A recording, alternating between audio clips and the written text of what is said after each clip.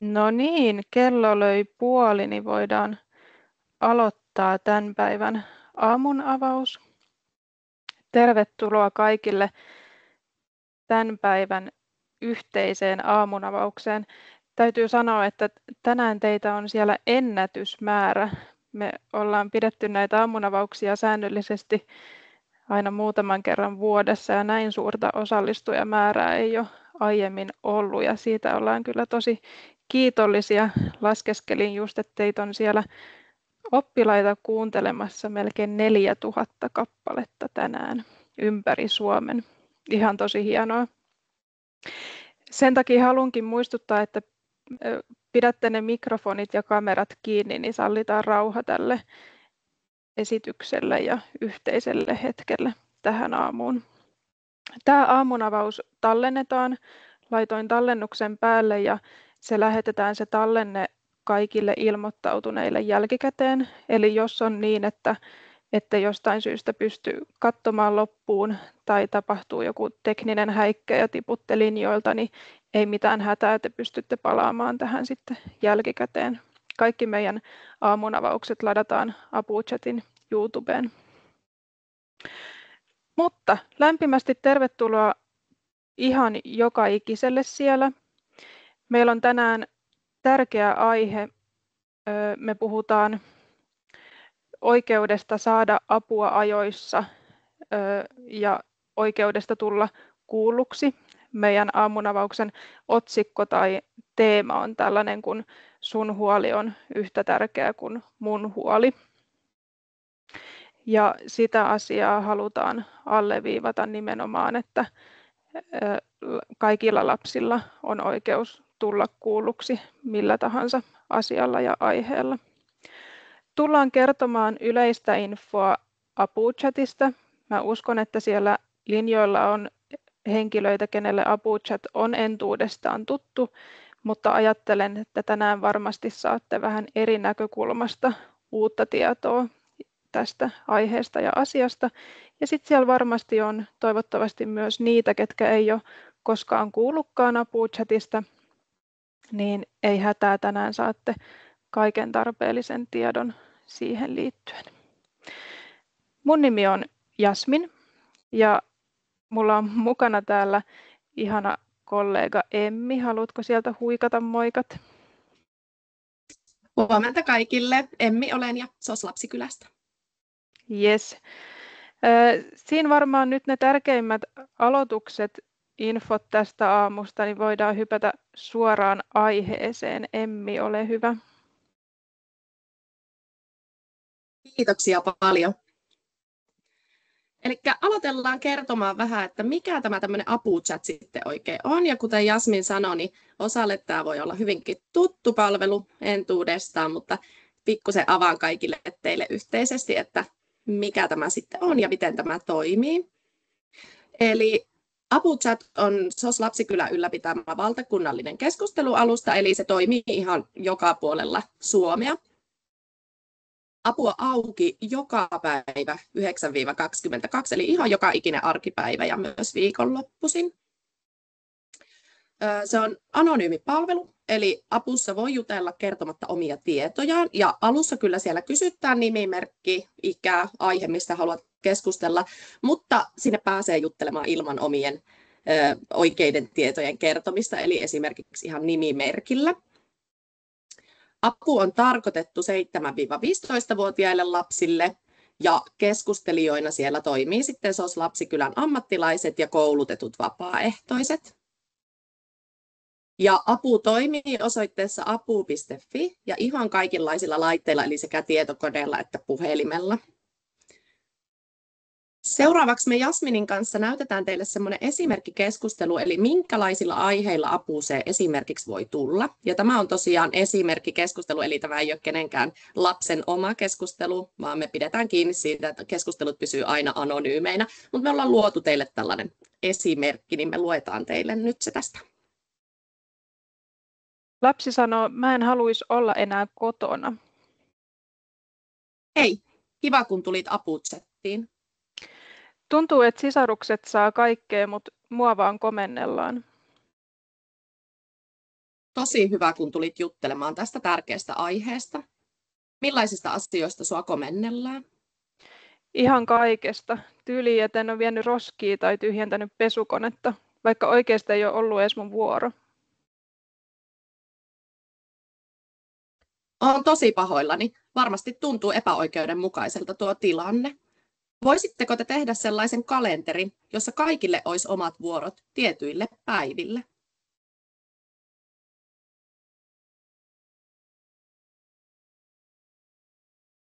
Hei, mä voisin ehdottaa tota.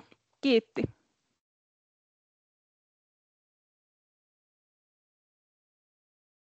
Eli tosiaan tämä oli esimerkkikeskustelu tehty lasten kertomien huolien pohjalta, eikä siinä keskustelu ollut oikea.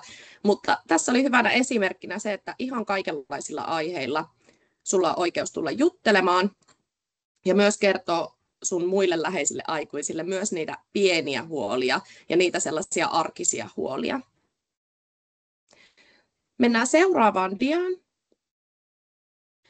Kuten alussa mainittiin, niin tämän päivän teemana on tämä yhdenvertaisuus, eli sun huoli on yhtä tärkeä kuin mun huoli, ja yhdenvertaisuus on kaikkien oikeus. Ja mitä tämä yhdenvertaisuus tarkoittaa, niin se tarkoittaa sitä, että kaikki ihmiset on samanarvoisia, ihan riippumatta mistään sisäisestä tai ulkoisesta piirteestä, ja myös sitten kaikenlaiset huolet on yhtä tärkeitä. Miten me sitten tuolla apussa tuetaan yhdenvertaisuutta, niin alussa mainitsinkin, että se on anonyymi palvelu. Eli se tarkoittaa sitä, että apuaikuiset ei näe muuta kuin sen, mitä lapsi itse kertoo siinä alussa. Ja voi tulla esimerkiksi sillä nimimerkillä, ei tarvitse kertoa mitään tunnistetietoja itsestään, esimerkiksi sukupuolta tai paikkakuntaa, ikää, nimeä. Eli anonyymi palvelu takaa sen, että se on yhdenvertainen kaikille. Meillä on tosi laajat aukioloajat, eli 9-22 ja apu toimii myös loma-aikoina, juhlapyhinä, viikonloppuisin arkena. Eli senkin myötä sitten on mahdollisuus tulla laajasti ihan joka päivä ympäri vuoden keskustelemaan. Kaikenlaiset huolet on yhtä tärkeitä ja arvokkaita. Eli apussa saa turvallisesti puhua ihan kaikenlaisista aiheista. Ja siellä ei tarvitse pelätä, siellä ei tuomita, ei arvostella. Eli pyritään aina ymmärtämään sitä huolta ja auttamaan kaikenlaisissa huolissa. Osallisuuden mahdollistaminen, eli lapsi saa kertoa niistä asioista, mistä haluaa. Eli siellä ei myöskään tarvitse puhua mistään sellaisesta, mikä ei tunnu hyvälle. Eli jos on joku aihe, mikä on arka tai tuntuu, että ei halua nostaa sitä keskustelua, niin voi sanoa, että tämä ei nyt tunnu hyvälle, nyt mä en halua keskustella tästä, jutellaanko jostain muusta, ja se on sun oikeus. Ja jos sitten apu ei pysty tarjoamaan sopivaa apua siihen huoleen, millä olet tullut sinne keskustelemaan, niin sitten me aikuiset siellä ohjataan sellaiseen palveluun, josta on mahdollisuus saada sitten se oikeanlainen apu. Ja lapsen oikeuksista kertominen, eli se on yksi sellainen tosi tärkeä teema, mitä me paljon apussa tuodaan esille, että minkälaisia on lapsen oikeudet ja mihin kaikkeen sulla on oikeus, ja sekin tukee sitä yhdenvertaisuutta.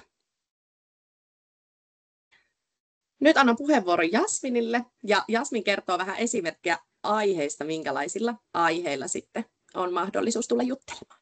Ole hyvä, Jasmin. Kiitos, Emmi. Me tiedän, että moni lapsi saattaa miettiä, että millaisilla aiheilla voi tulla juttelemaan, ja vaikka kuinka me sanotaan, että oli se aihe mikä vaan, niin voi tulla keskustelemaan, niin haluttiin vielä nostaa tällaisia konkreettisia esimerkkejä, että mitä se sitten oikeasti voisi olla, mistä voi tulla juttelemaan. Ja yhtä lailla niin kuin toi esimerkki keskustelu siinä videossa, niin nämäkin on keksittyjä, mutta keksittyjä sen pohjalta, millaisilla aiheilla ApuChatissa käydään. Eli nämä voisi ihan hyvin olla totta, mutta nämä ei ole suoraan kenenkään keskustelusta napattuja. Eli täällä on tällaisia esimerkkejä, kun miksi on välillä tosi iloinen ja välillä tosi surullinen. Mitä jos joku kertoo muille musta jotain noloa? Tykkääkö kukaan oikeasti musta? Entä jos epäonnistun? Olen ihastunut mun opettajaan. Mitä teen? Olen ylpeä itsestäni, kun uskalsin puhua tunnilla.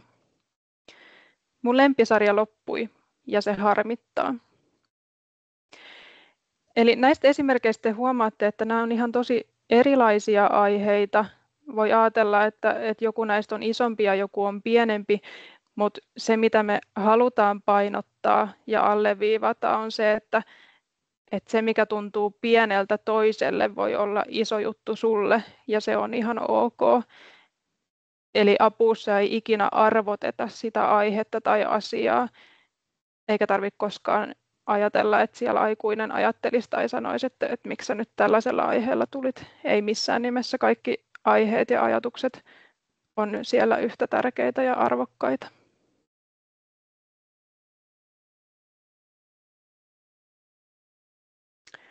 No sitten tässä on tällainen puhekupla tai ehkä enemmän ajatuskuplana tarkoitettu. Tässä lukee, kyllä mä pärjään, en halua huolestuttaa muita mun asioilla. Joku muu varmasti tarvii apua enemmän kuin mä. Tämä haluttiin nostaa tähän esille vähän herättelemään, koska tiedetään, että tämä on ajatus, mitä monilla voi käydä mielessä ja käykin mielessä. Eli ajatellaan, että mä en ehkä ole sen avun arvoinen, jollain muulla on varmasti asiat paljon huonommin ja ansaitsee sitä apua enemmän kuin mä. Ja jos sulla koskaan tulee sellainen ajatus tai sä saat kiinni siitä, että voi vitsi, että mä ajattelen kyllä joskus tolla tavalla tai tällä hetkellä tällä tavalla, niin toivon, että tämä pysäyttää ja herättää sut ajattelemaan, että nyt on se hetki, kun saa ja pitää olla itsekäs ja ajatella sitä omaa itseään. Ei tarvitse ajatella muita, että joku muu tarvitsisi sitä apua enemmän, vaan sulla on oikeus tulla kuulluksi ja kertoa niistä omista ajatuksista. Se ei tarkoita sitä, että sun täytyy tulla apuu-chattiin kertomaan, vaan sä voit miettiä, että onko siellä sun arjessa joku aikuinen, sellainen turvallinen, kenelle sä voisit sen ajatuksen kertoa. Onko se kotona vanhemmat, onko esimerkiksi opettaja, kuraattori, joku harrastuksen ohjaaja, kuka tahansa tuntuisi sellaiselta aikuiselta, jolle voisit kertoa.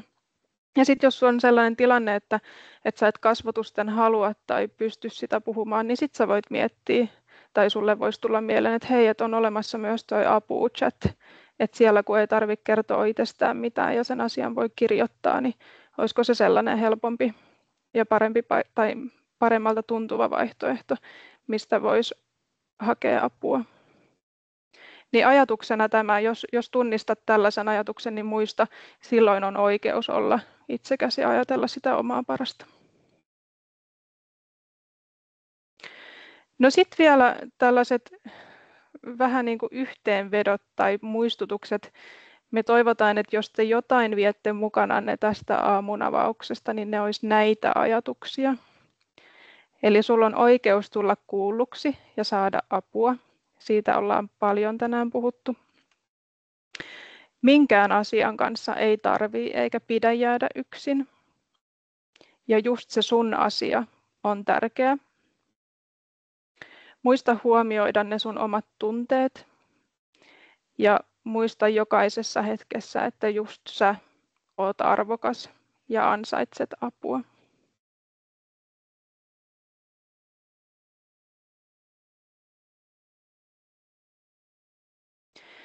Sitten meillä on tapana näissä aamunavauksissa aina jättää jonkinlainen tehtävä tai haastaa.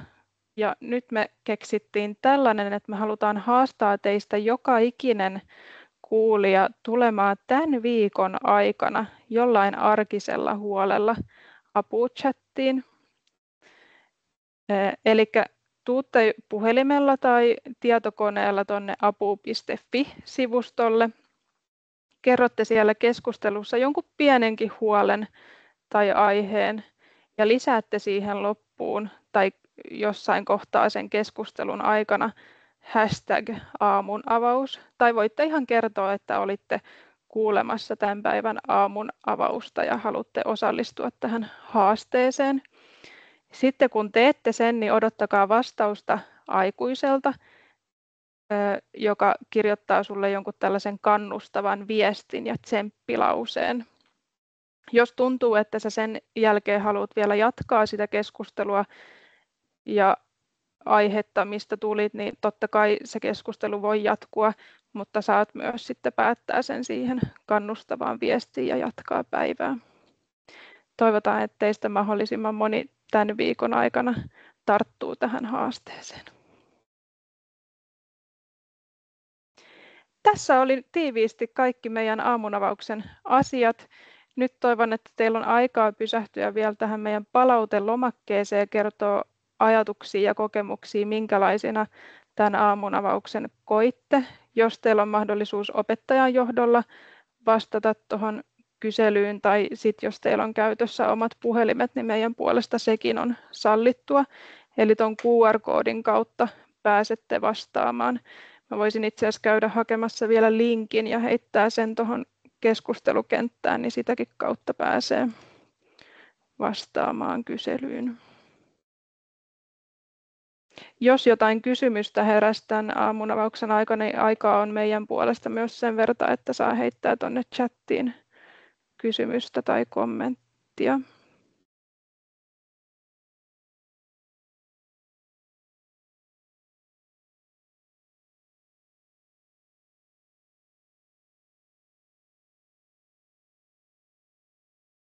Hetki menee, niin saadaan toi linkki vielä.